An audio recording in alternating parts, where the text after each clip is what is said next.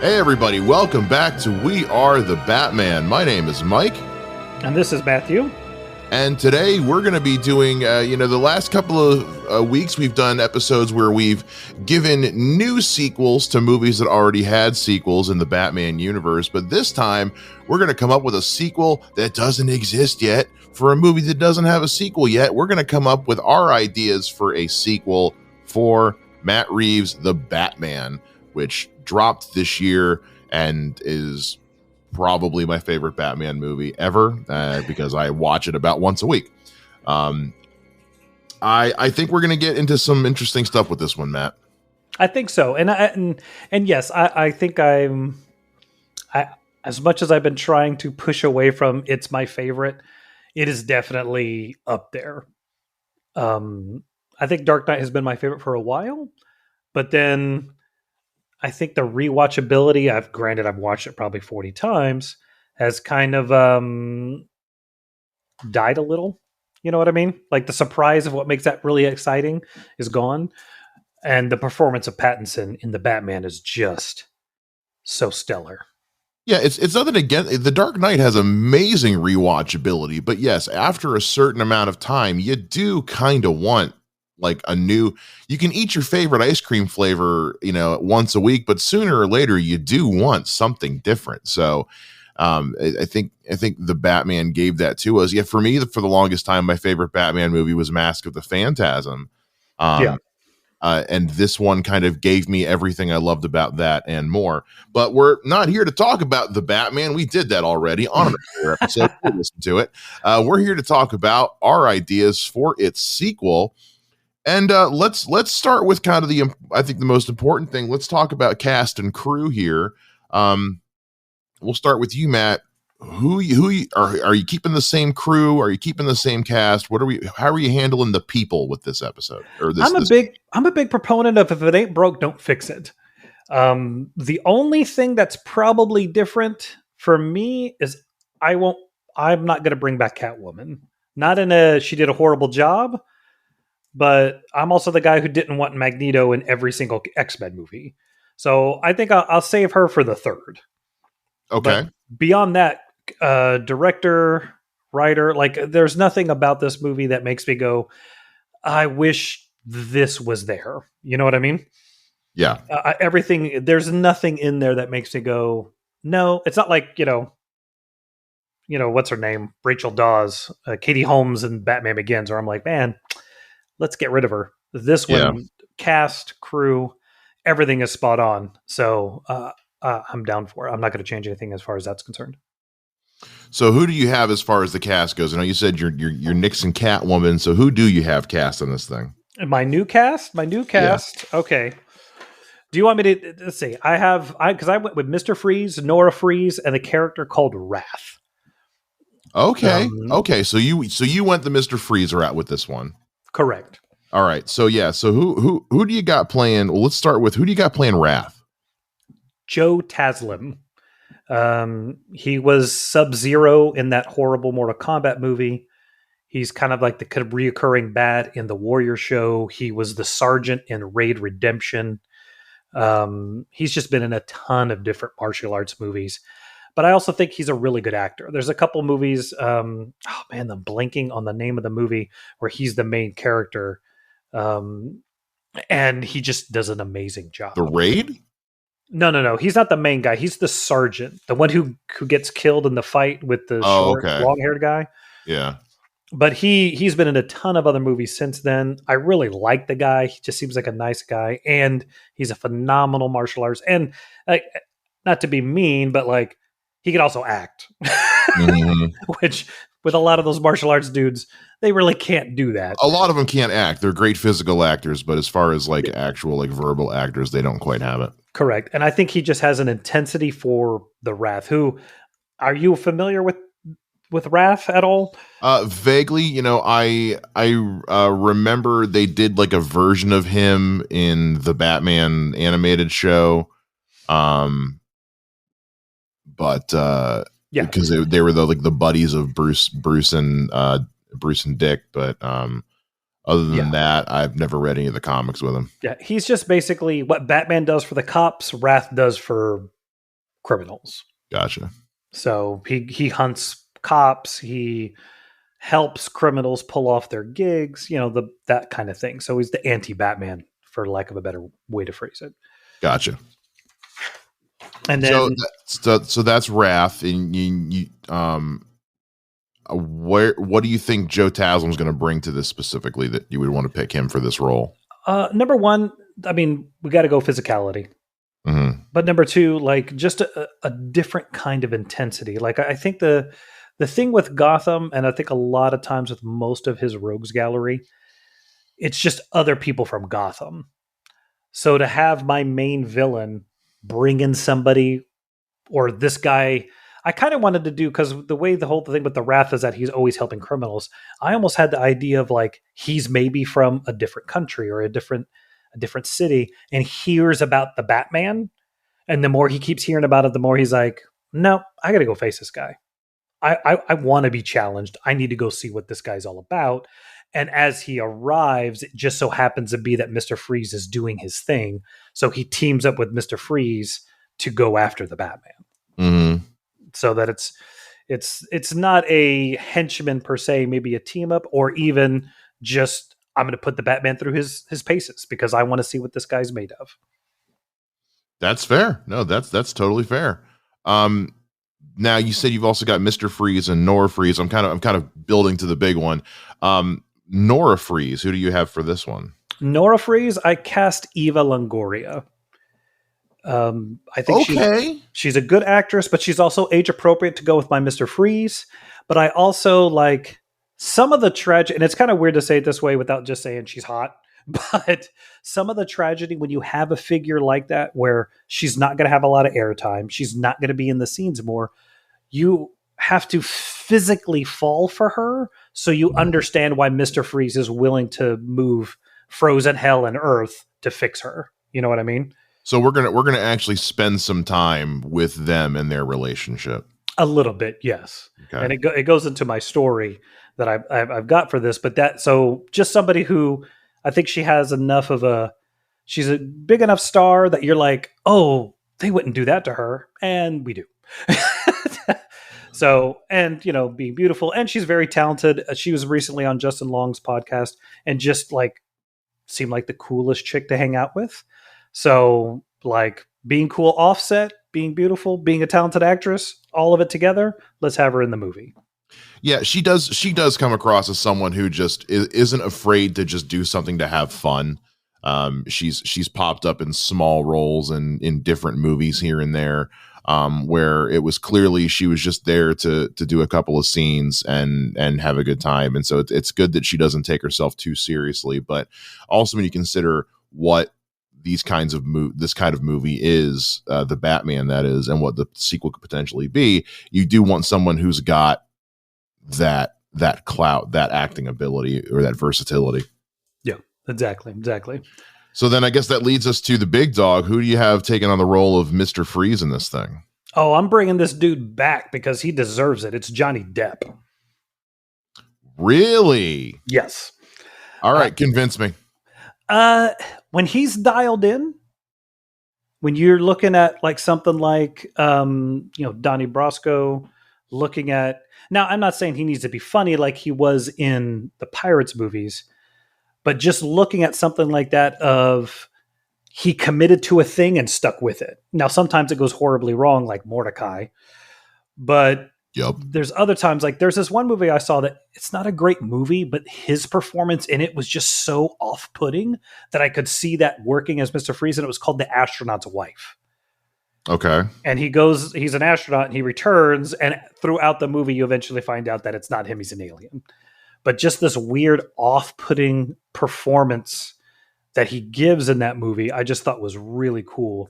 And like he's not afraid to take big swings.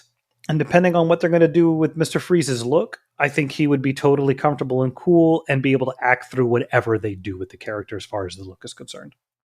Okay. All right.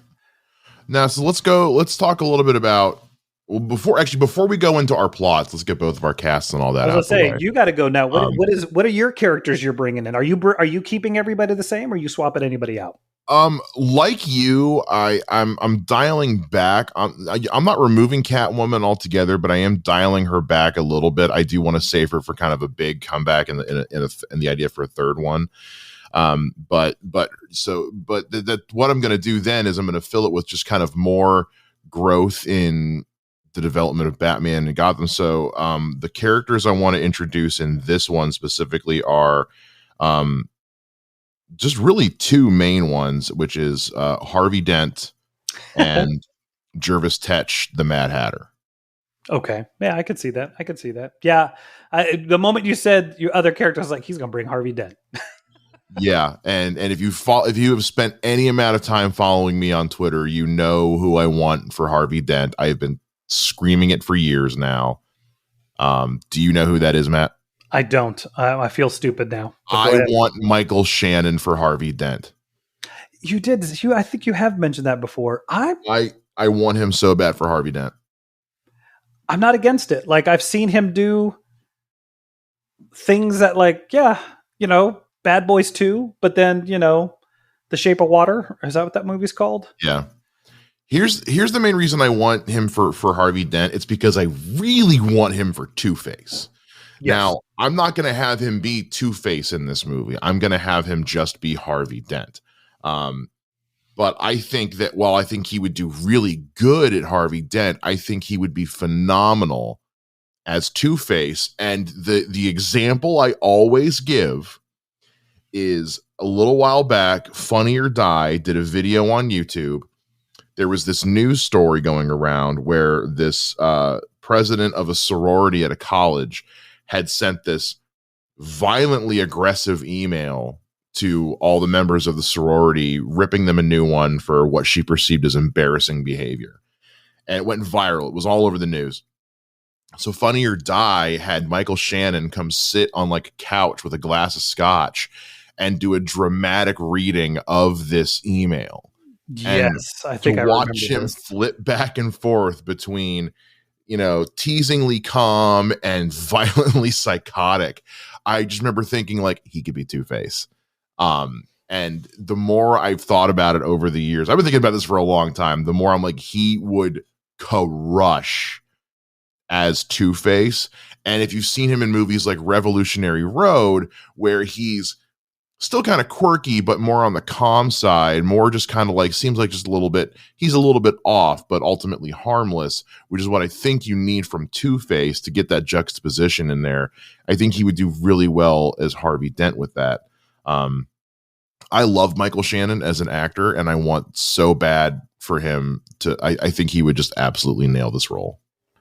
Yeah, he's one of those guys, like, I mean, don't at me too hard, but I think he was moderately miscast as Zod, but his performance took me over the edge and I was okay with it. You know what I mean? I thought he was great as Zod. I thought he was so good. No, I think he sold me, but when they first said he was Zod, I was like, that dude? Oh, yeah. No, when you first hear Michael Shannon's playing General Zod, you're like, really? Yeah. But it sounds crazy, but he was on Lip Sync Battle. Oh, I remember. And he did the whole, I can't remember what the name of that song is. The end of the world as we know it. Yeah. And he's just like he knows the song. And something about that just cracked me up. And I was like, all right, this guy's cool. Yeah. Like, sure. Let's put him anywhere. I'm never going to say no. He seems like he just likes to have fun. And I love that. Yeah. Which is so weird because he does have like that perfect villain face. Oh, yeah. Nobody plays crazy like Michael Shannon. Nobody. It's almost, when you see him in that small role in Groundhog's Day, you're just like, really? Same guy. Really? Yeah, exactly. No, I think that's fantastic, dude. I would love to see that. All right, but who's your Mad Hatter? That's what I want to know. My Mad Hatter is another one that I have talked about on Twitter, and I'm sticking by this. We got to see a little bit of him playing a villain in a movie last year, but I don't think we got enough of it. I don't think we got what everyone was expecting. He's a phenomenal actor, and I think he can play that kind of creepy tech, just weirdo really well. And that, my friends, is Rami Malek. Yes, that makes sense. I'm there. I'm there. between just think Mr. Robot. Yeah. Like Rami Malek and Mr. Robot, and a little bit of him in No Time to Die, the James Bond movie. I didn't love how they used his character in the movie, but I loved the character itself. Like, the character was really interesting. I just didn't like the way they used him in the movie, even though I do love that movie. And I think if you find some combination of those two, like that weird romantic obsessiveness that his character has in No Time to Die, like, you know, I want you, nobody else can have you, even if it means I have to kill you so nobody else can have you, kind of thing. Yeah. And considering that it's a mind control tech genius thing, like, yeah, like that's Jervis Tech up and down. And I because there's a picture I found when I tweeted about this of him just big, bug-eyed and clearly like in the midst of a psychotic break, and I'm like, this just screams the Mad Hatter. And you could totally see him in this like modern day setting of like not necessarily dressing like a Mad Hatter, but like having this Alice in Wonderland obsession, and you know, having this kind of internet troll, because we saw some elements of that with the Riddler. And yeah, setting up a lot of these villains in modern day, that's the route they're going to take. So why not continue that theme a little bit? And, you know, he's a guy who took inspiration of some kind from the Riddler and the way he approached things, and is taking it to another level. Yeah. Yeah. I know the trendy thing is to hate, what's it called? The Queen. Is it called Bohemian Rhapsody? What was that movie called? Yeah. Bohemian Rhapsody. Yeah. I think like for a while the trend was like to hate on that film and his performance. Why. And I'm like, the movie's amazing. It's a good movie and he's amazing in it, you know, especially because I had seen Mr. Robot. So when I heard he was cast, I was like, how's he going to do that? Like, Freddie Mercury was insanely entertaining. Yeah. And flamboyant as all get out for reasons. Rami Malek, it was one of those when I heard he had been cast, I was just like, really? Yeah. And then I saw the first picture and I was just like, oh, okay, no, we're fine. We're going to be okay. We're going to be fine. We're going to be fine. So those are the two characters I'm looking to introduce is Harvey Dent and Jervis Tech, the Mad Hatter, obviously as the main villain. Like I said, Two-Face is not making an appearance in this movie per se, but that's how I want to kind of push this thing. So let's go into how we want to take on the story of the idea of a sequel to the Batman. And we'll go to you first, Matt. So how are you approaching the story for this one? Okay, so this is my weird roundabout story that I have kind of like the broad brushstrokes of, and it's simply this. There's a virus that hits Gotham, and Freeze is kind of one of these scientists who's trying to figure out how to get rid of this virus. And his wife gets it very, very bad. And part of the issue is because of this virus, everybody starts having to wear masks. So now crime is rampant and difficult for Batman to fight because now you can't identify anybody, even with his little eye tech. So you're now pulling him back as far as availability of technology. And then Mr. Freeze jumps the gun on this antidote because he's trying to make sure his wife doesn't die. And she ends up, of course, in complications from this antidote, just having to be put in suspended animation or actually just dying. But because he injects both of them, he somehow survives, but it does the Mr. Freeze to him. And now it's about him trying to figure out a way to fix this disease, but blaming Batman for kind of getting in the way of his cure, because Batman, of course, is going to be like, we need to wait, we shouldn't do this. And that is where Wrath comes in, where Mr. Freeze just kind of, as Wrath comes into town and they discuss Batman, it's like, look, you got to keep him off my back so I can actually cure this thing. And while that's all going on, of course, you know, Gotham is slowly descending into civil war anarchy because of those who are like, no, look what happened when he tried this antidote. Why would we try this antidote? Or why would we do this? And I know it's pseudo topical with the whole masking thing and COVID, but I just think it would be interesting to play on who's right and who's wrong. There is no right and no wrong, but also delving into, how easily we're pitted against each other when we should be working together to try and be better as a city, as Gotham or a nation or whatever. And having Batman having to figure that out of like, I have to figure out how to way to curb crime, but I also have to figure out like, do I help this Freeze guy even though he failed horribly? What do I do about this Wrath guy? Do we pull in other, scientists that he helps or he tries to bring in? Because I know that they kind of pulled back, like he's more detective, not quite the chemist that he has been in the past, as far as the character of Batman. Right. But I just think it would be an interesting thing, and I'm personally, it just kind of cracks me up that like we had this big thing happen, and so far I've seen 2 films address it. Right. And I feel like how are we not playing in this sandbox and commentating on the entire whichever way you lie on it? I just feel like it's odd that like besides The Bubble on Netflix, I can't name another movie that plays anything about this. And even then it's played for comedy. So that's where I just think it would be interesting to kind of put that in the forefront of a Batman movie and have him figuring out again, part of what he figured out in the first movie is I've got to inspire people. I can't just be vengeance. But then how do you get the next step of I have to inspire people even when they're going at each other? So that's kind of my broad strokes idea for what a sequel to this movie could be. I definitely don't hate it because there is that real world commentary aspect of it, especially when you take into account the events of how the first movie ends with the flooding and the destruction and all that. Like it's very easy to come up with a situation where there's like some waterborne virus or something, or because nothing's working and wrecked, like healthcare is bad. And like obviously Gotham would be a prime place for some kind of biological disaster like that, because everything's just completely jacked. So it really, I think, works in. Would you set this like immediately after the first one, or would you kind of do it in real time? I mean, I think I would do the kind of play with it. It's not exactly right after.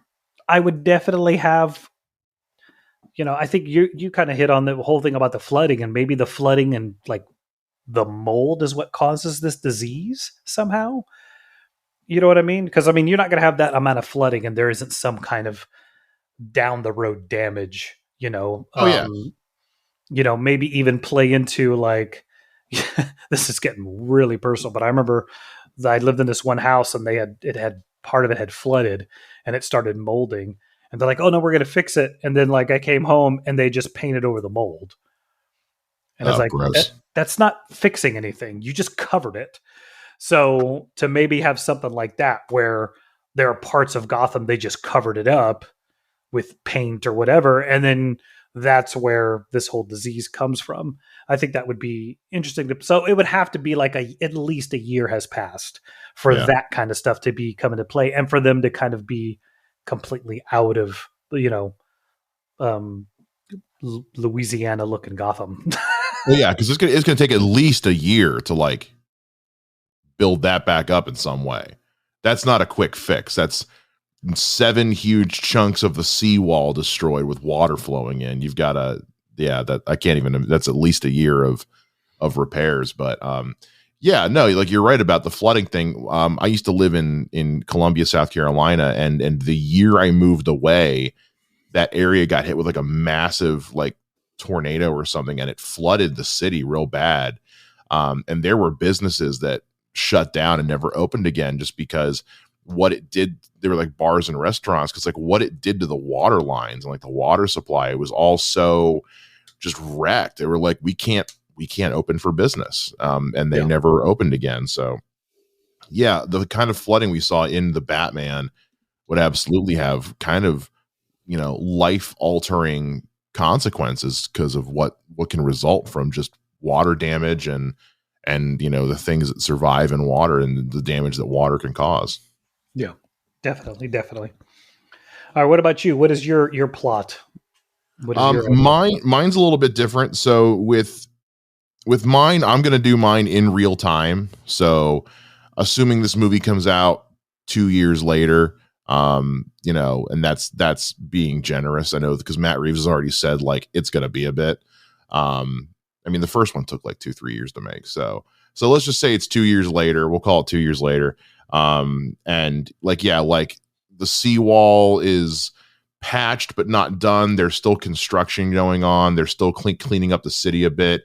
Like Gotham is still very much kind of wrecked a little bit. If you've played Arkham Knight, you know that there's a part of Gotham City you can go to where there's the upper city and there's the lower city, and the lower city is all boarded up old businesses that haven't been open for years because it was just easier to just build up higher above it because it was all falling into such disrepair. So you can almost see elements of that coming in because we also see that you see it in Futurama for one, but also in Batman Beyond we see that where Neo Gotham is kind of just the new city built on top of the old city for the most part. So it creates a way to build into that mythos a little bit.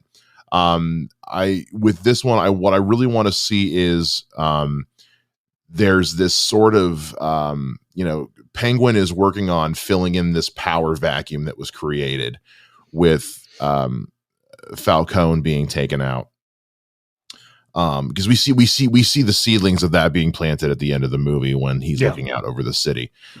So he at this point is just kind of just running crime at this point as best he can, but Cobblepot's also kind of an idiot, so it's a little bit more for him than he can muster. And so, we see like some different gangs starting to form, maybe some early seedlings of other characters, who's to say right now. And it's mostly just Batman really trying to continue. He's still working on that public image thing. It's been a couple of years. It's better. People still aren't sure how to feel about him. But because we saw District Attorney Coulson get killed in the Batman, obviously that creates an opening for a new district attorney, which is Harvey Dent, who we play it kind of similar to what we see in The Dark Knight, where they're playing it out like, oh, well, yeah, he's still a criminal. He's a vigilante. We're after him. But really they're working together behind the scenes. So we can establish early on that like the two of them have already formed kind of I don't want to call it a bond, but a civil working relationship. Yeah. It's not as clean cut as Batman and Gordon is. I'm sure Batman and Gordon still meet and talk about Dent, but they're keeping an eye on him. But it's a lot of Dent really trying to almost get into that inner circle and can't quite get through, which I think would work really well to building up some of his own frustrations that could, lead to this dual personality. Because it's a lot of Dent trying to say like, well, why won't you guys trust me? Why won't you let me in? Why won't you let me be a part of this? And they just kind of keep him at arm's length. And how I want to get the Mad Hatter involved is, again, it's a lot of identity theft. It's a lot of blackmail with what he's able to do, because I know the whole thing is that he has mind control, and I haven't quite figured, and obviously that's for cleverer people than me to come up with like how their mind control is going to work. I don't know how mind control works, but a lot of it can also be just the idea of like not so much mind control as it is like psychological brainwashing.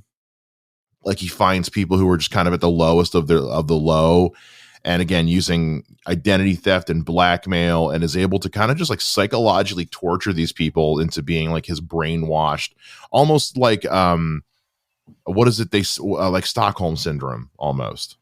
Well, and you know what it makes me think about is oh my gosh, it's a stupid show, but my son loves it. It's called Magic for Humans. Sure. And No clue. Yeah, it's just this magician who does these things, but there's this thing he'll do every so often where he gets three people and puts them in this like museum with all these different things you can take pictures of, like one of those weird uh, things, and he gives them this speech, and in this speech or the things he's saying, he kind of like puts in their minds the photo they should post. So then without saying anything, he just says, go through here, take pictures, and then post or do whatever. And because of the way he says it and does the speech, at the end, they all post the exact same photograph. Yeah. Okay. So Yeah. I say that of like, if you get that with Mad Hatter and technology, then you almost like subliminally suggest we should do this. And then suddenly you've got this weird, like, not so much what's it called, not so much you're controlling their brain, but you're influencing them to do the things you want them to do. Yeah, it's heavy influencing, which I think, again, as even though we're dealing with Batman here, it's still somewhat grounded in reality, the way that the first Batman was, where it's less like direct mind control. Because like when we first meet him in the Batman animated series from the 90s, it's something as simple as he pulls out a playing card with a microchip and like sticks it behind a guy's ear and tells him to go jump off a bridge, and he does. It's like, yeah. I'm not going to go that that's a little outlandish even for what we're talking about here. Yeah.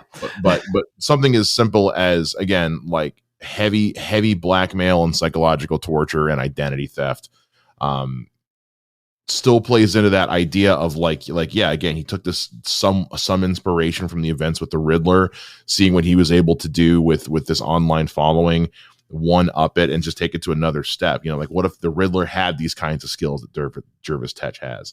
And I think that creates an interesting a villain for Batman, because it helps with that relationship that he has with Harvey Dent, because it really becomes this matter of like, how do we handle a villain like this, where people are doing things kind of against their will, but how do we find this guy when at the end of the day, like again, it's kind of like the realistic, we don't know who he is, and how do you find a guy like this who almost seems to only exist in the digital world? Yeah. And I think what would be cool about this is, because again, I know that we're trying to avoid having the Joker be a main villain, and I'm fine with that.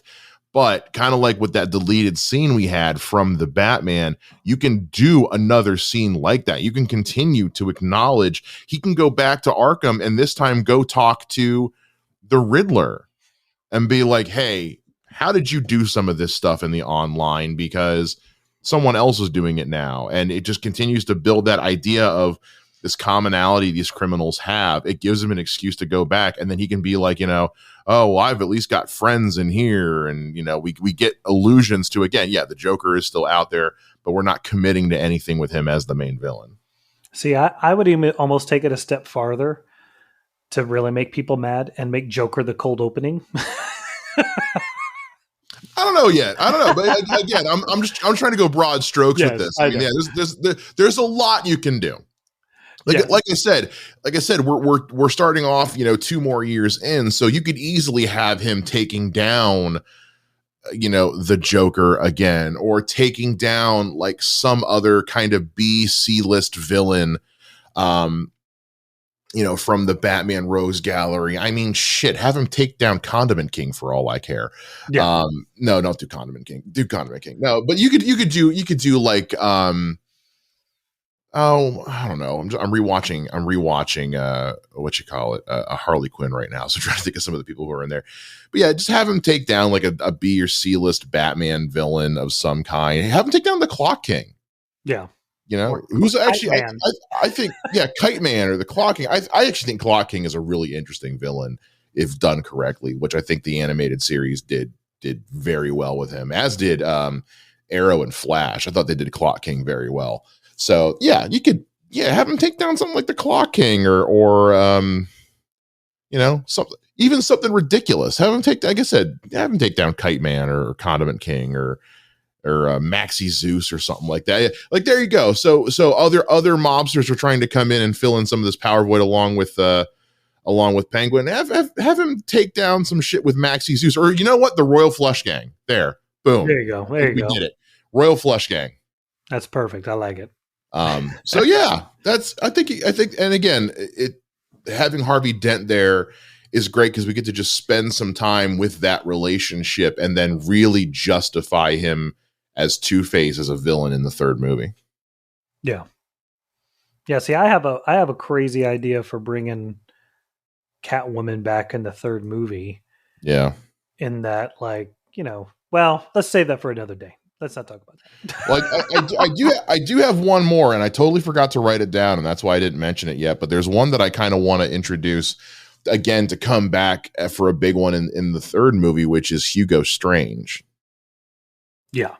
And so, because part of what I want to see is some of this stuff with Riddler and Joker in Arkham and seeing how things are going there, and then have them be like in like a group therapy session or something with Professor Strange leading it. And I want Hugo Strange to be played by Peter Dinklage. I think that's perfect. I like that a lot. So there you go, Matt Reeves. We just gave you 2 gold star pitches for the Batman. We expect our contracts and checks in the mail very soon. Definitely. Last question. I don't know if you have an idea yet, but do you have a title for this one? Not really. I mean, I'm Batman Sub-Zero. No. We already had that, and it wasn't bad. No, it's always kind of weird because I have no problem with the Batman 2, the Batman 3, the Batman 4. Like I don't get into getting into those different titles in a way. Like as much as the MCU seems to not really do that besides Iron Man and Guardians of the Galaxy, like that's where I just like, I don't know, like maybe give this like a Frozen Over or something I don't know. How I would do that. I don't have one either. I was just asking. It's a tough one. Like I personally don't love the whole just slapping a number on it and calling it a day. I'm like, be a little more creative than that. But again, I don't know. It's because I like the Batman, and I'm like, is there a way that we can keep that and just add like a word or two to it or something, like beware the Batman. No, wait, nope, that's bad. No. Well, even if you did, but if you did like something like the Batman,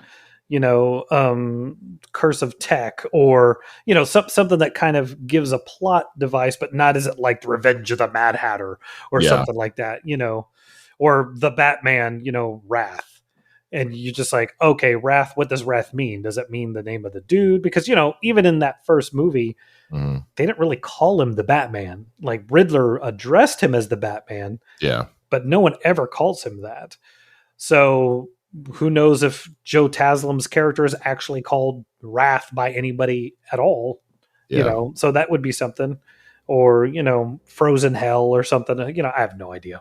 Yeah. But I think you could I would do that. If you're going to do anything, do kind of like what they did with Captain America. The Batman Shadow of Fear. The Batman, Yeah. a night in a frozen night. Whatever. Like you do anything with those titles and have fun with them. Yep, but we're not paid Hollywood writers, so we're not going to give you a title. You guys got to come up with that on your own. We're just going to give you the plot. Yeah. With that being said, let us know what you guys think, or do you have something else in mind? Do you like what we're pitching to you? I've been pitching my villain castings for several years now, and I stand by them, and I will die on that sword. But you can let us know what you think by hitting us up on Twitter. You can follow me at Mr. Mike Shea. Follow me on Twitter at Mr. J Ninja. And with that being said, we'll see you guys back here again next time with another episode. Same bat time, same bat podcast channel. See you next time, guys. Bye.